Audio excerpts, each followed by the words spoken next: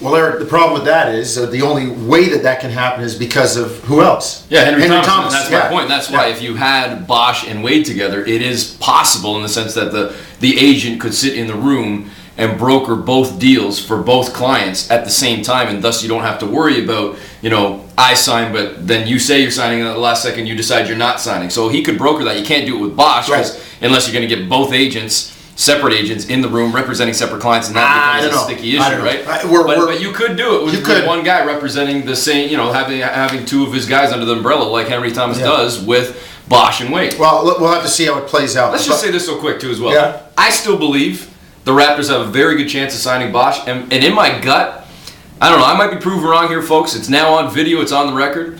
I think he's staying. I get that feeling too, and people have asked us, and I said, beginning of the year when they were losing, he looked like the guy that was putting the X on his calendar to get out of prison, to count down the end of school, and I'm out of here. Right. And now, recently, you watch him in the locker room, you look at the interaction with teammates, the way the team is playing. No question he's the number one guy. That's what he wants to be. And I just get the feeling that when it all shakes down, and as we said earlier, because of what might be happening in the CBA and maybe the way other teams are trying to deal now and tried to deal yesterday, that maybe these guys, all of them, Bosch, LeBron, Wade, Joe Johnson, they're all going to stay put.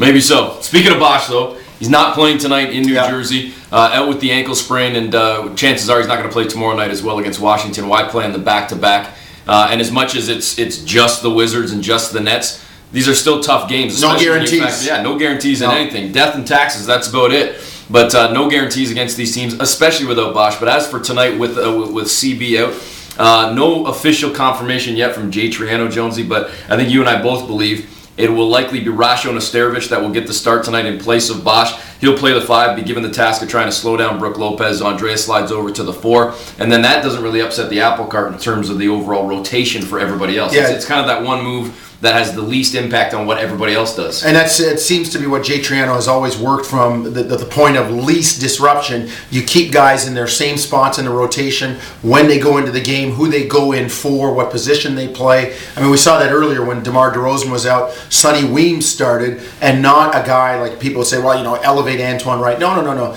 You keep guys in their overall same spots. Now, Rasho really, in a sense, didn't have a spot. So you bring him off the bench, you give him that spot, and then everybody else can fill in their same roles. All right, we've got to fly. Lunchtime is late today. We had a few technical difficulties, so it's almost, 2 o'clock now that we're recording this, and it's time to finally get some Hello Delhi into us. Our man, Rupert G.